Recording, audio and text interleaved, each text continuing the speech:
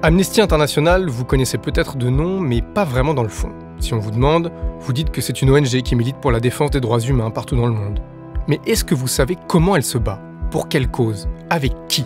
Est-ce que vous connaissez les histoires humaines et les vies défendues derrière le logo jaune à la petite bougie entourée de fils barbelés ? Moins sûr. C'est pour cette raison qu'on a décidé de créer ce podcast, pour donner une voix et de l'écho à ces combats. Pour vous raconter comment Amnesty International se bat, entre autres, pour libérer des personnes détenues arbitrairement par les autorités de leur pays, pour faire respecter les droits des personnes LGBTI là où ils sont menacés, ou encore pour légaliser le droit à l'avortement là où il est interdit. Amnesty International change des vies, Amnesty International change des lois, autour d'un principe simple, on se bat ensemble, on gagne ensemble.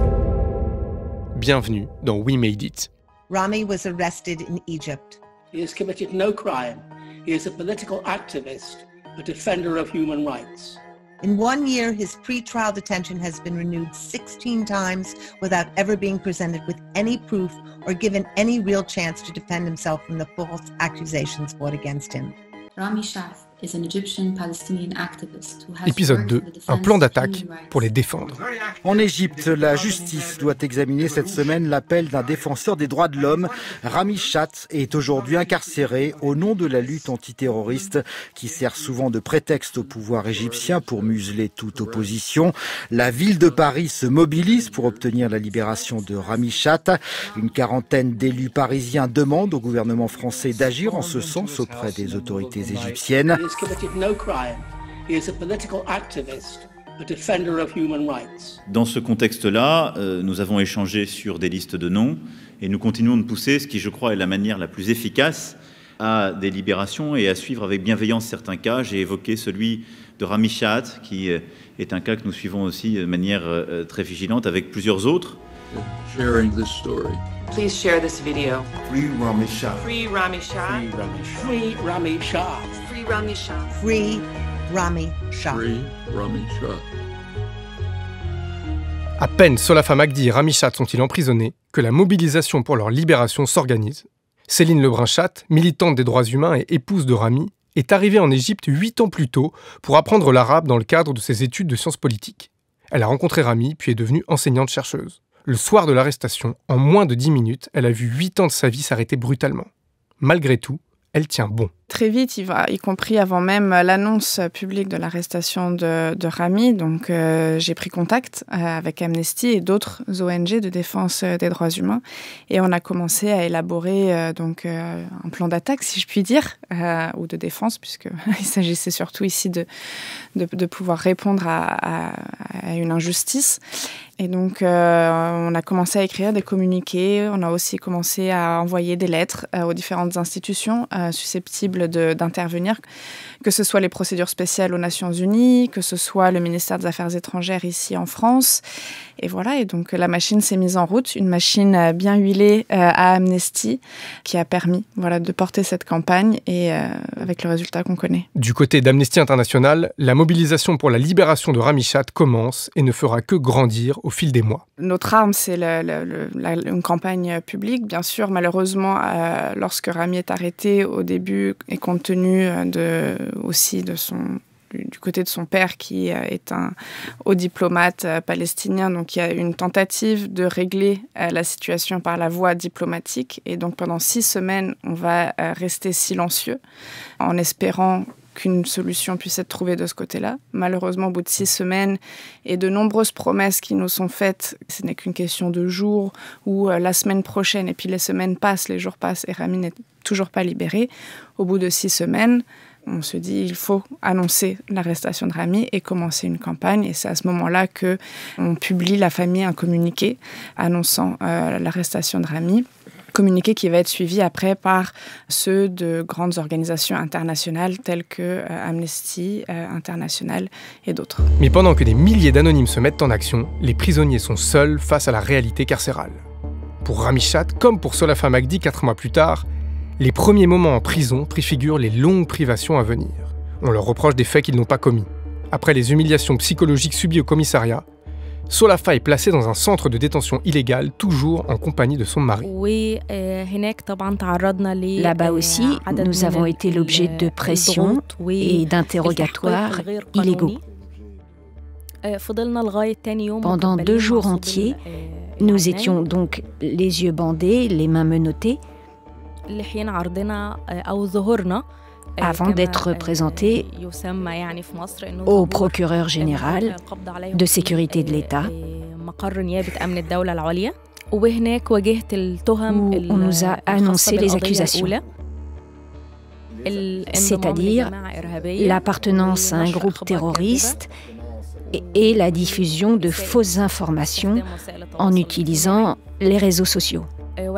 Mais jusqu'à maintenant, jusqu'à ce moment-ci, il n'y a pas eu une preuve. Tout concernait en fait ma participation à la révolution de janvier et aux événements de juin. Lors de ses premiers moments en prison, Rami Chat est confronté au même déni de justice que Solafa Magdi. Pour cette figure du printemps arabe, le régime réserve une détention arbitraire. Aucun procès. Ce sont des accusations qui n'ont pas été transmises au tribunal. Donc, il s'agissait d'accusations sans preuve, sans même continuité juridique. Donc, il n'y avait qu'un seul papier de la part d'un officier de la sécurité de l'État et qui disait que j'étais accusé de ceci ou de cela. Et les accusations étaient une sorte de panaché d'accusations qu'on utilise contre tous les activistes politiques. Rami Chat est conduit dans le centre pénitentiaire de Tora, dans la banlieue du Caire, sans jamais savoir de quoi il était accusé. Il restera 900 jours dans cette prison à la réputation dure qui accueille 1800 détenus. Le régime égyptien consacre une dizaine de prisons à ses prisonniers politiques. Malheureusement, les premiers moments des prisonniers d'opinion égyptiens se ressemblent, effectivement, puisqu'ils vont être d'abord passés aux mains de l'Agence nationale de sécurité. Ils sont au secret, ils n'ont pas accès à leur famille, pas accès à leur avocat, ils font souvent l'objet de tortures, et puis ils réapparaissent quelques jours après dans le bureau du procureur général de la Sûreté de l'État. Et puis à partir de là, commence un long calvaire où ils vont être emprisonnés sans jugement pendant des mois, parfois des années.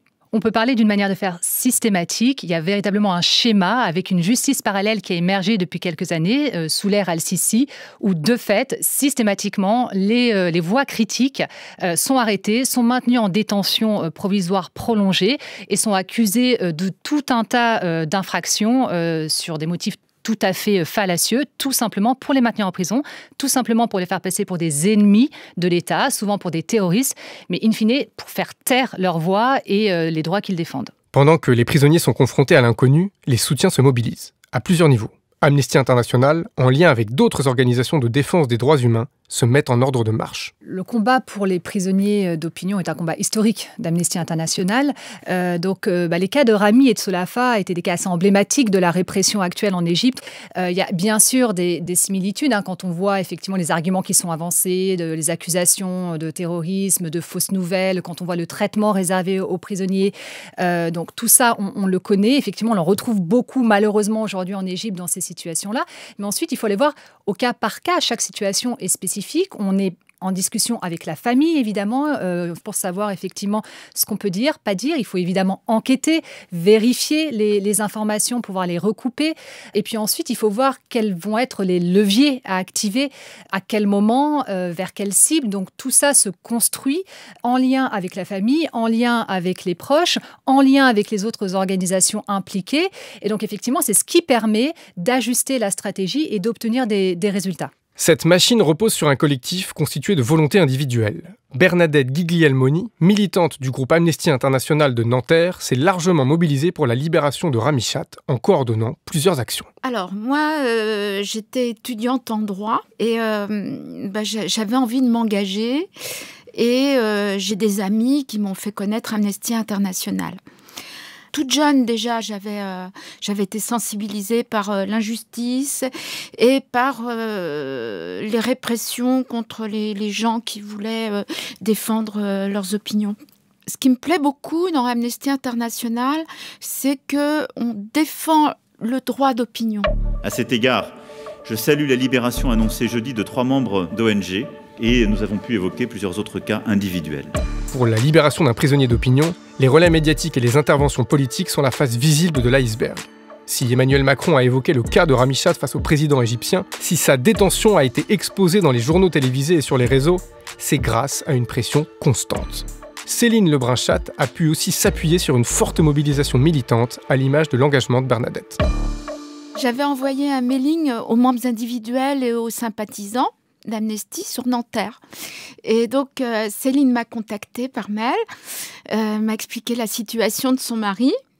Donc là, c'était vraiment extraordinaire parce qu'on a bénéficié du courage de Céline, de son côté battant, et ça nous a toujours encouragés, même quand on commençait à baisser les bras, même si des fois je la voyais, elle était complètement épuisée, mais ça nous a vraiment stimulés.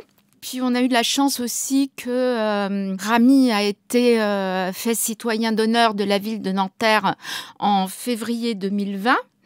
Mais dès janvier, donc, j'avais contacté Katia pour lui dire, voilà, on voudrait créer un collectif sur la ville de Nanterre avec d'autres associations de défense des droits humains qui avaient porté le vœu pour la citoyenneté de Rami de la ville de Nanterre. La FPS, Association France-Palestine Solidarité, avec qui déjà nous travaillons, on travaillait déjà avec eux sur la Palestine, avec l'ACAT, c'est l'Association des chrétiens pour l'abolition de la torture et contre la peine de mort, la Ligue des droits de l'homme, voilà.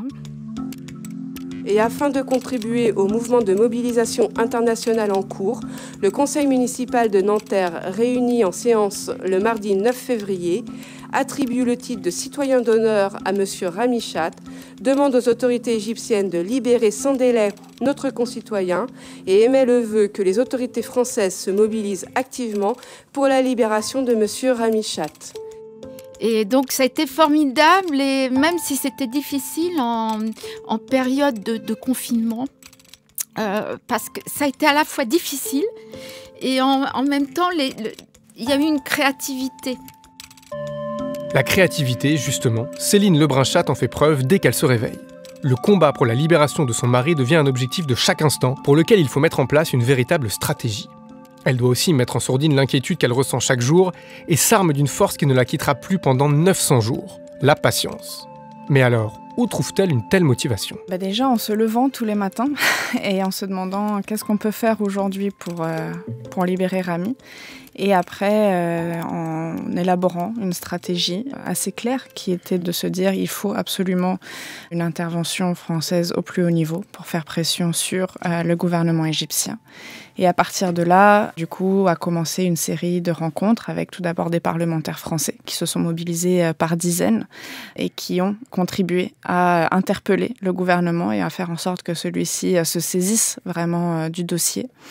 J'ai voyagé beaucoup également. Je suis allée aux États-Unis, je suis allée au Conseil des droits de l'homme de l'ONU pour faire connaître l'histoire de Rami. Je crois vraiment que s'il y a eu un mot d'ordre, c'est d'aller frapper à toutes les portes, de tout essayer.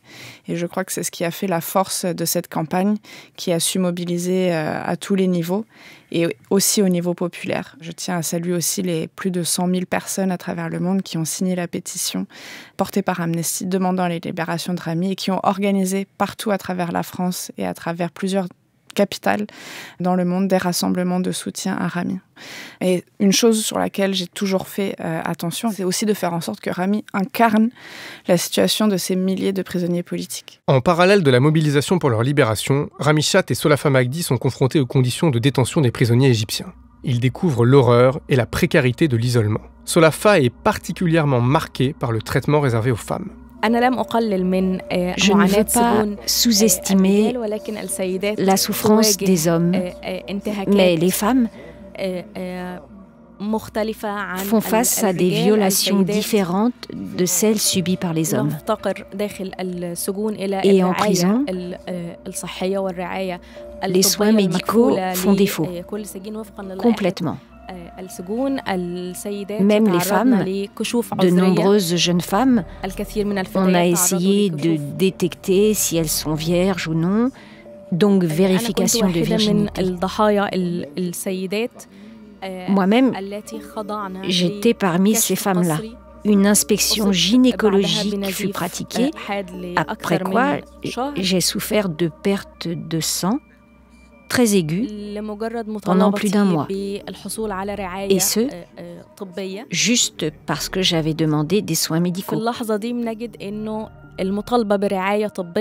Donc, nous voyons comment la demande de soins médicaux pour les femmes détenues devient une torture pour empêcher toute femme de demander les soins médicaux. Les violences physiques et la privation s'accompagnent d'humiliations, mais Solafa tient bon. Quand j'étais en prison, j'ai été enlevée de l'intérieur de la prison par un officier de sécurité dont je ne connais pas l'identité parce que j'avais les yeux bandés, j'étais menottée et on m'a fait disparaître pendant 6 heures. Le but était de faire pression sur moi pour que j'arrête ma grève de la faim et pour m'empêcher de parler avec les autres détenus. Donc, 6 heures où j'ai été torturée, harcelée, frappée par un officier de sécurité pour me dissuader de parler des violations à l'intérieur des prisons et pour m'empêcher d'éclairer les détenus quant à leurs droits. Les cellules dans les prisons, les dortoirs, moi j'étais dans la cellule numéro 8 de 40 mètres carrés où on était 150 détenus. Détenus de droit pénal ou de politique, des détenus politiques. Jour après jour, la pandémie de nouveau coronavirus prend une ampleur nouvelle. Les chiffres, même s'ils ne reflètent pas toute la réalité et qu'ils sont bien souvent sous-estimés, donnent toutefois une idée de l'étendue de la crise. 1,5 million de cas officiellement déclarés à travers le monde, plus de 23 000 morts en près de 3 mois, 3 milliards de personnes confinées à ce jour. La crise est sanitaire, elle sera bientôt... À partir de mars 2020, l'arrivée du Covid bouleverse l'organisation de la planète. Plus de 4 milliards de personnes sont confinées chez elles, une configuration inédite qui ralentit aussi la mobilisation pour la libération des prisonniers d'opinion. Dans leur geôle, la privation de liberté n'en est que plus grande. Les prisons ont été fermées pendant 6 mois, pendant la pandémie, là, au moment où nous revendiquions la libération des détenus, afin que les prisons ne deviennent pas des foyers de contamination. Ce qui s'est passé, c'est tout le contraire de ce que nous attendions, c'est-à-dire les prisons étaient complètement fermées et bouclées. Les détenus ont été l'objet de nombreuses violations et on ne pouvait même plus sortir de nos cellules afin de parler avec les autres détenus pour coordonner une grève de la faim, par exemple. Des visites ont été interdites pour de nombreuses détenues. Les visites, Rami Shatt n'en a eu que très peu. Sa femme et lui ont été autorisés à se parler seulement 2 fois par téléphone en 1 an et demi. Dans la prison de Tora, entouré d'autres détenus, il subit lui aussi la précarité des prisons égyptiennes. Pendant les 2 ans et demi, j'ai été dans une sorte de prison, dans une cellule de 23 mètres carrés, où il y avait entre 18 et 32 détenus. Parfois,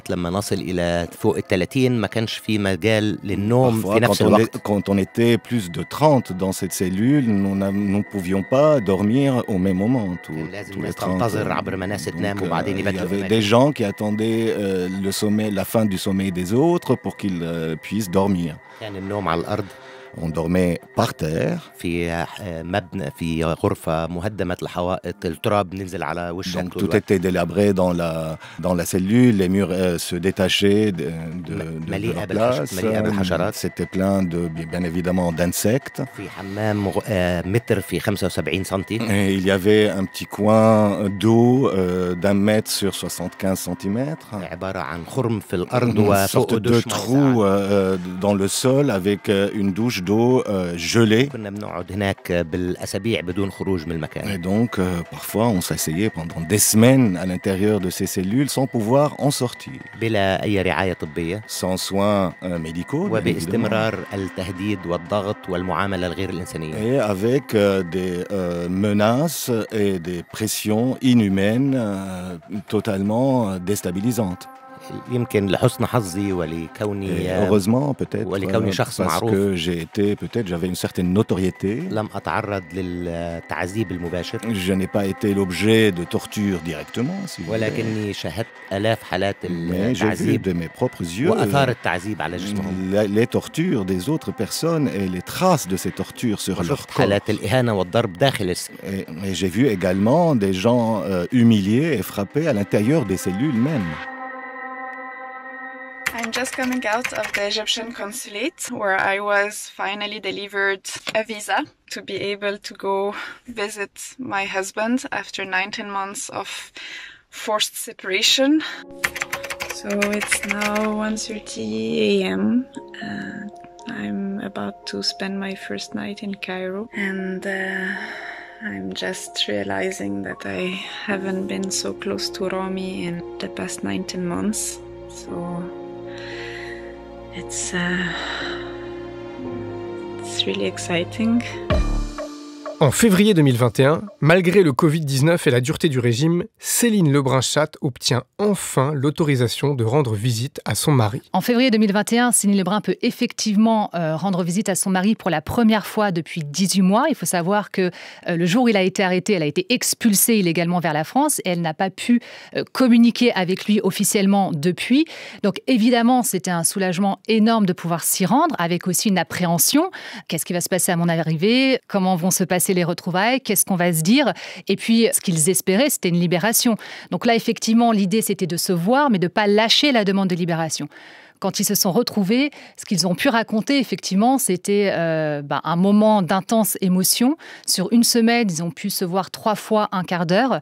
Elle a pu lui faire passer des messages, déjà lui dire ce qu'elle avait à dire, et puis lui faire passer les messages de toutes les personnes, tous les militants et les militantes qui se sont mobilisés pour lui montrer qu'il n'était pas seul, qu'il était soutenu, et puis qu'elle était là et qu'elle ne lâcherait pas jusqu'à sa libération, et c'est ce qu'elle a fait. La mobilisation d'Amnesty International vise bien sûr la libération des prisonniers, mais elle a aussi pour but de maintenir un lien humain dans un lieu où on essaye de les priver de cette humanité. Dans un quotidien marqué par la promiscuité et la détresse, comment adoucir les conditions de détention?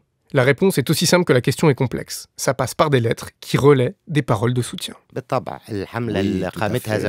La campagne qui a été lancée par mon épouse, avec laquelle de milliers de gens ont sympathisé, et qui a été également soutenue par Amnesty International. Cette campagne m'a fourni 3 choses principales. Tout d'abord, j'ai reçu des milliers de lettres de soutien donc en prison. Ces lettres vraiment me remontaient le moral et me donnaient l'impression que les gens vraiment s'opcupaient de moi. 2 fois, c'est mon épouse qui m'a ramené ces lettres. Puisqu'elle était accompagnée par le personnel de l'ambassade de France, donc ces papiers-là, ces lettres-là n'ont pas pu être enlevées d'elle. Mais également, cette campagne m'a donné une sorte de sécurité à l'intérieur de la prison. Et enfin, cette campagne m'a permis de sortir et de retrouver ma liberté. Avant de retrouver cette liberté, pour Rami Chatte comme pour Solafa Magdi, il a fallu tenir. Grâce à l'amour des proches, grâce au soutien des militants et des militantes d'Amnesty International et grâce à ses lettres. Rami Chatte, prison de Tora. Dear love, it's the 4th of February 2020. My 215th day in captivity. Mon amour, on est le 4 février 2020, mon 250e jour en prison. Il y a eu quelques bonnes nouvelles, comme la libération de 25 prisonniers par grâce présidentielle. Et aujourd'hui, 25 personnes de cette prison, de ma prison, ont pu sortir pour se rendre devant un juge pour 2 jours. J'ai bon espoir qu'il y ait encore plus de libération. Tu me manques tellement. Je t'aime. Il y aura d'autres lettres entre Céline et Rami, d'autres mobilisations, de nouvelles déceptions, mais aussi d'autres victoires. Pour découvrir comment Rami Chatte et Solafa Magdi ont tenu bon et comment ils ont fini par être libérés, rendez-vous dans le 3e et dernier épisode de We Made It. We Made It est un podcast d'Amnesty International. Si vous avez aimé ce podcast, n'hésitez pas à vous abonner et à en parler autour de vous. Vous pouvez aussi nous suivre sur notre compte Instagram, Amnesty France, et sur tous nos réseaux sociaux. Production Tanguy Bloom et Nicolas Fouché, réalisation Thomas Beau, générique Enfants sauvages, avec la participation de Rami Chatte, Céline Lebrun-Chatte, Solafa Magdi, Katia Roux et Bernadette Guiglielmoni.